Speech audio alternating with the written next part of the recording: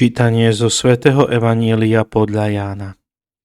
Ježiš pozdvihol oči k nebu a hovoril: Oče, nadišla hodina, osláv svojho syna, aby syn oslávil teba, tak ako si mu dal moc nad každým telom, aby všetko, čo si dal ty jemu, im darovalo večný život.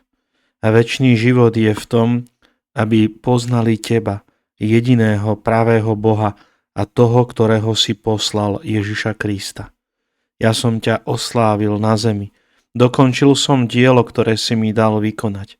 A teraz ty, Oče, osláv mňa pri sebe slávou, ktorú som mal u teba skôr, ako bol svet. Zjavil som tvoje meno ľuďom, ktorých si mi dal zo sveta.